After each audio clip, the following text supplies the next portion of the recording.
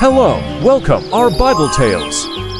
What if the greatest evil imaginable wasn't born from darkness, but from the brightest light? Before you picture horns, a pitchfork, or the scent of sulfur, you must erase those images. They are later inventions, comfortable cartoons for an uncomfortable truth. To understand the adversary, you can't start in the pits of hell. You must start at the pinnacle of heaven, in a time before time, when creation was a perfect, resonating symphony. You are there, witnessing the magnum opus of the divine, the angels, and among them, one shines brighter than all the rest. He is not a monster. He is perfection, a being of immense wisdom, unparalleled beauty, and cosmic power, second only to his creator. But in that perfection, a seed is planted, not by God, but by the self, a flicker of awareness that morphs into pride, a question that should never have been asked. Why should I serve? This is not the story of a demon. This is the story of a demon. A crack appears in the cosmic perfection, and it begins not with a roar, but with a thought. The first shadow is cast not by an absence of light, but by a light that wished to be its own source. Theologians still debate whether this entity was created with a flaw, or if his fall was the ultimate tragic expression of free will, a capacity for choice, so absolute that it could even choose to reject the very source of its own existence. You are witnessing the birth of ego, the first and most profound sin, the idea that the self could be more important than the whole. It is a terrifying and seductive concept, one that will soon ripple down from the celestial spheres and find a new home in a garden, within a creature made of dust. The being, as Satan doesn't enter the story as a fiend. He enters as a star, on the verge of becoming a black hole, ready to pull everything into the void of his own self. The stage is set for a tragedy of universal proportions. You now stand at the precipice of the first rebellion. The name you've heard whispered in fear, Lucifer, is a ghost in the text. It appears only once in the Bible, in Isaiah, as a metaphor for a fallen Babylonian king, Lightbringer or Morning Star. This wasn't a name for a demon. It was a title of honor. It tells you everything you need to know about what was lost. The pride you saw ignite now becomes a wildfire. The Lightbringer looks upon humanity, God's fragile, beloved new creation, and feels not kinship, but contempt. A being of pure spirit and fire is asked to acknowledge and serve a creature of mud and breath. The insult is unbearable. His self-worth, now swollen to cosmic proportions, cannot permit it. He will not bow. He will not serve. Instead, he will rule. He amasses a following, a third of the angelic hosts, seducing them with the same poison that infects him, the promise of self. The war that follows is not one of swords and shields, but of will and worship. It is a catastrophic, spiritual schism that shatters the harmony of heaven. There is no contest. The rebellion is crushed, but destruction is not the punishment. Banishment is. He and his followers are cast out, falling from the celestial plane, their brilliance curdling into bit. Remember the perfection you witnessed. It is now irrevocably scarred. Theologians still debate whether his sin was pure pride, a refusal to serve God, or if it was rooted in jealousy, a specific rage against God's affection for humankind. Was it a vertical rebellion against his superior, or a horizontal one against his perceived replacement? Either way, the fallen angel is no longer just a proud star. He is an entity with a new purpose. If he cannot rule in heaven, he will corrupt on earth.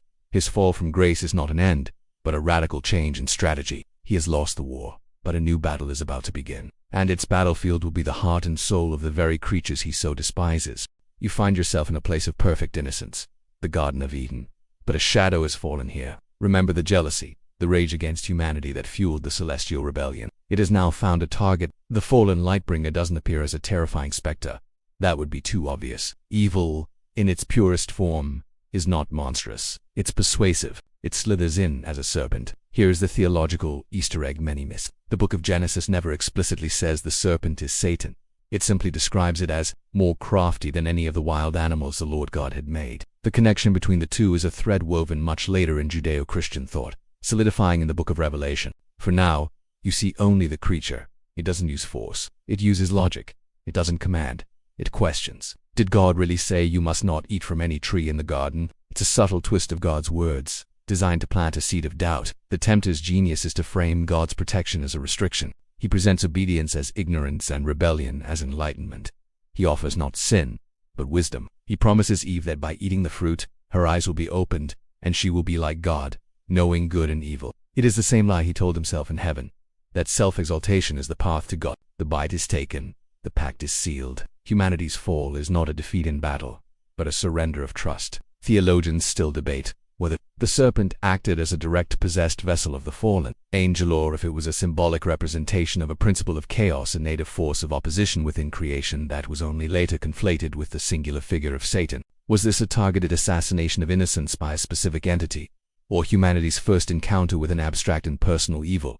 The result is the same. The bond between creator and creation is broken. For the first time, you see shame, fear, and blame enter the world. The tempter has won his first victory, not by destroying humanity, but by remaking it in his own image. Separated from God, your perspective shifts. You are no longer in a garden, but in a celestial courtroom. The earthly drama is over, for now. You are about to meet the adversary in a completely different, and far more shocking, role. Forget the serpent. Forget the rebel angel. In the Old Testament, particularly in the book of Job, you are introduced to the name is crucial. In Hebrew, this isn't a proper name, but a title, the accuser or the adversary. He is not a renegade hiding in the shadows. You see him walking among the other angels, presenting himself before God's throne. He is a member of the divine council, a celestial prosecutor. His job is not to randomly tempt, but to test, to patrol the earth and question the righteousness of humanity. He looks at Job, a man of perfect faith, and poses a legalistic, cynical question to God. Does Job fear God for nothing? Have you not put a hedge around him? He argues that human faith is transactional, that people are good only because they are rewarded for it. Remove the rewards, he wagers, and their faith will crumble into curses. This is not the brute force of a cosmic terrorist. This is the cold, calculating logic of a prosecuting attorney aiming to prove that humanity is inherently flawed and unworthy of God's love. He has given permission to test Job, to strip him of everything he holds dear. Remember the subtle questions in the garden. That technique is now formalized into a cosmic job description. Theologians still debate whether asterisk in the book of Job is indeed the same entity as the fallen Lucifer from extra-biblical tradition, or if this represents an earlier, more complex Hebrew understanding of evil, where the accuser is an angel performing a necessary if unpleasant function assigned by God himself. Is he an enemy of God, or God's CI? A director, the one who does the divine dirty work to reveal true loyalty. This ambiguity is profound. The accuser forces a question not just about Job's faith, but about God's judgment. He is the ultimate quality control inspector for the human soul. The scene shifts to the stark, desolate wilderness. The air is thin, the silence absolute. 40 days of fasting have left a man physically broken but spiritually focused. This is not just any man. This is the Son of God. And the entity that approaches him is no longer just a subtle serpent or a legalistic accuser. The roles have evolved. You are about to witness the ultimate confrontation. Remember the accuser from God's court? He is no longer just testing a man's faith. He is now challenging the very identity of the Messiah. The three temptations are a masterclass in psychological warfare. First, an appeal to the flesh. If you are the Son of God, tell these stones to become bread. It's a temptation to use divine power for personal need, to put the body before the spirit. Jesus refuses. Second, an appeal to the ego. And here's the Easter egg. Satan quotes scripture back at Jesus, twisting Psalm 91 to his own purpose. He will command his angels concerning you. They will lift you up in their hands. He dares Jesus to perform a public spectacle, to force God's hand and prove his divinity through reckless pride. Jesus refuses. Finally, the ultimate offer, the one that reveals his true ambition. Satan shows him all the kingdoms of the world in an instant. I will give you all their authority and splendor, if you worship me. It is the same temptation he offered the angels. Bypass the divine plan of suffering and sacrifice for instant power and glory. Theologians still debate whether this confrontation was a literal physical event in the desert or a profound internal, spiritual allegory representing the core challenges to Jesus' messianic mission. The temptation to be a political provider, a miracle-working showman, or a power-hungry king. Was this a dialogue between two beings, or a monologue within the soul of Christ, wrestling with the meaning of his own path? The refusal is total. For the first time, the adversary's methods have completely failed. He has tested the new Adam and found no crack, no foothold. He retreats, but only, as the text says, until an opportune time. The battle lines are now drawn, not in heaven or a garden, but between two definitive opposing wills. You leave the silence of the desert and enter the noise of the world. The direct confrontation is over, but the war now shifts to a new front. You hear the Son of God speak a chilling new title for his adversary, the Prince of this world. This isn't a throwaway line. It is a profound theological declaration. The offer of all the world's kingdoms that you saw in the wilderness was an empty boast. In the New Testament framework, the fallen angel has been granted a temporary, but real, dominion. But what does this world mean? Here is the crucial insight. It's not about the physical planet, the mountains and the seas. The Greek word is cosmos, which refers to the system, the world's political structures, its economic engines, its cultural values, its philosophies. Satan's principality is the invisible architecture of human civilization built on greed, power, pride, and fear. He is the spirit of the age, the unseen influence behind thrones, marketplaces, and armies. He does not need to rule every person individually, if he can shape the systems that govern their lives. Remember how he tempted Jesus with power and glory. He now offers that same deal to humanity on a global scale. He is the patron saint of the shortcut, the CEO of the compromise, the ghost in the machine of human ambition. His rule is not one of overt tyranny but of subtle influence, making sin seem not just normal, but necessary for survival and success in the world he has shaped. Theologians still debate whether Satan's dominion is an active, micromanaging rule, where he pulls the strings of world leaders, or a more passive atmospheric influence, the spirit of the age, that humanity freely chooses to breathe in and live by. Is he a king on a throne or a disease in the air? This distinction is critical. One implies a puppet master, the other a collaborator. Either way, his authority is real, but it is also finite. The Son of God declares that this prince will be driven out. His reign is that of a squatter on borrowed time, and the eviction notice has been served. The conflict now becomes deeply personal and terrifyingly intimate. The prince of this world does not act alone. You see his influence magnify, extending into a vast, unseen hierarchy. He is now the general of a demonic army. This is the realm of spiritual warfare. You witness scenes that have haunted human imagination for millennia. People writhing, speaking in strange voices, endowed with supernatural strength, their personalities eclipsed by an invading entity. But where did these demons come from? The Bible is surprisingly quiet on their specific origins. But here lies a fascinating Easter egg from non-canonical Jewish texts like the Book of Enoch. A popular ancient theory was that demons are the disembodied, malevolent spirits of the Nephilim, the monstrous offspring born from the union of fallen angels and human women described in Genesis 6. Forever trapped between the spiritual and physical realms, they wander the earth, desperate to inhabit a physical body. This tradition paints a picture of a multi-layered demonic assault on humanity, with Satan as the commander-in-chief and these desperate spirits as his foot soldiers. Their influence isn't limited to full possession. You see them sowing discord, afflicting the body with illness, and whispering temptations, acting as extensions of their master's will. The exorcisms you see performed by Jesus and his apostles are not just acts of healing. They are skirmishes, territorial battles reclaiming human souls from this invading army. Theologians still debate whether demonic possession is a literal indwelling by a distinct malevolent entity, or if it represents a pre-scientific framework for understanding severe mental illnesses like schizophrenia,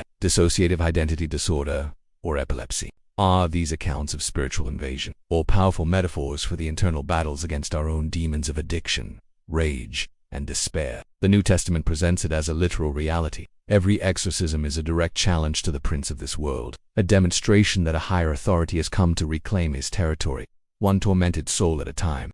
The timeline accelerates. You are now propelled forward into the realm of prophecy, to the very end of days. All the threads of the story, the rebellion, the temptation, the worldly dominion are now converging toward a final, cataclysmic climax. The prince of this world is about to play his final card. You hear of a figure to come, a man of utter lawlessness, the Antichrist. Here, esse crucial clarification.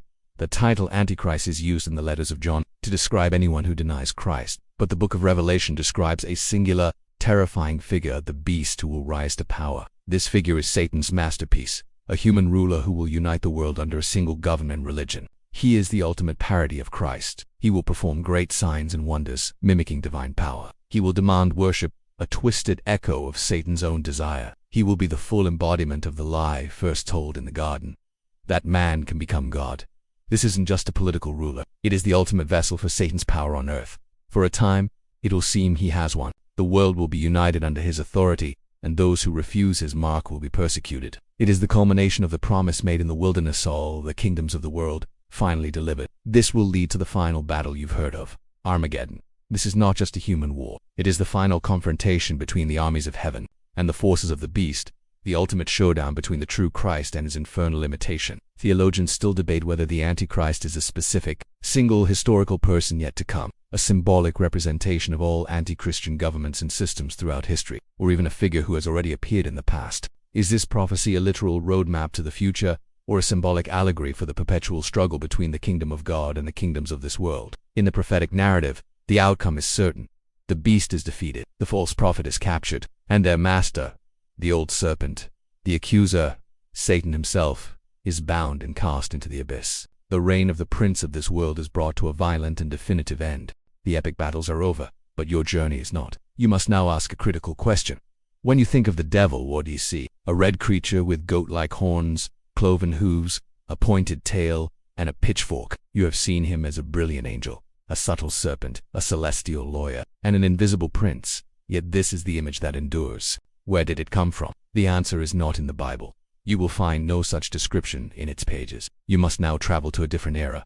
Medieval Europe. This is where the modern face of evil was forged, not by theologians, but by artists, poets, and playwrights. To make the abstract concept of evil tangible for an illiterate populace, they borrowed from pagan imagery. The horns, goatee, and goat, they were likely taken from Pan, the Greek god of the wild, nature, and revelry, whose chaotic energy the early church sought to demonize. The pitchfork, it's a probable inheritance from the Bident of Hades or Pluto, the rulers of the classical underworld. Each element was a conscious choice to absorb and vilify older beliefs. Dante's Inferno gave him a frozen, monstrous form at the bottom of hell. Morality plays depicted him as a cunning but sometimes buffoonish villain. Remember the magnificent, tragic light-bringer from the beginning. He has been transformed through centuries of art and literature into a grotesque caricature. This image became a powerful tool for social and religious control, a boogeyman to enforce morality. Theologians still debate whether this popular imagery ultimately helped or hindered true faith. Did giving evil a familiar, monstrous face make it easier for people to recognize and reject it? Or did it create a cartoonish distraction that made people less aware of the far more dangerous, subtle, and insidious forms of evil that the Bible actually describes? The evil of pride, greed, and deception that doesn't wear a costume. The horned devil is a powerful myth, but it risks making you look for a monster with a pitchfork, while the true adversary, the elegant accuser and master of lies, slips by unnoticed. You have arrived at the final, most difficult question of all. It looms over everything you have witnessed, from the first proud thought in heaven to the final battle on earth. Why does an all-powerful, all-good, all-loving God allow this entity, Satan, the accuser, the prince of this world, to exist and to operate? If God could end his rebellion with a thought, why the long, agonizing story of temptation, suffering, and spiritual warfare? This is the great problem of evil, the ultimate theological paradox. There is no simple answer, only profound and competing theories. One powerful concept, known as the Felix culpa, or the fortunate fall, provides a startling perspective. This idea suggests that the fall of humanity, instigated by Satan, was paradoxically a good thing. Why? Because without the fall, there would be no need for a redeemer. Without the profound darkness, the light of God's grace, mercy, and sacrificial love in the person of Christ could never have been demonstrated in such a radical, world-changing way. In this view, Satan as evil becomes the black velvet on which the diamond of divine love is displayed most brilliantly. He is the antagonist necessary for the greatest story ever told, the story of redemption. Without the villain, there can be no hero. Without the ultimate betrayal, there can be no ultimate forgiveness. Theologians still debate whether Satan operates with his own genuine free will, truly opposing God's plan at every turn, or if, in a way that surpasses human understanding, he is an unwitting pawn in a divine cosmic game, a shadow whose existence is ultimately permitted by God to achieve a greater purpose. Is he God's rival, or is he God's tool? Is evil a force that truly threatens the divine order, or is it a necessary element within that order, serving to test, refine, and ultimately glorify the good? The story ends, but this question echoes in eternity. What is the ultimate purpose of the shadow in the masterpiece of creation? And so, the grand, dark epic concludes. You have journeyed from the heights of heaven to the depths of human despair, witnessing the arc of the great adversary. But looking back, you realize the story was never truly about a horned monster or a celestial king. It was about you. The same choices were presented at every turn: to serve or to rule, to trust or to doubt, to accept or to demand. The battlefield of Armageddon may be a distant prophecy, but the true spiritual war, as this story shows, is fought on the intimate terrain of the human heart. With every decision you make, we are left with the disquieting knowledge that the same pride that caused the light to fall is a seed that lies dormant in us all. The final question, then, is not what Satan will do next, but what you will choose now that you know the nature of the enemy. Thank you for watching. Enjoyed the video? Don't forget to like and share if you found it helpful or interesting.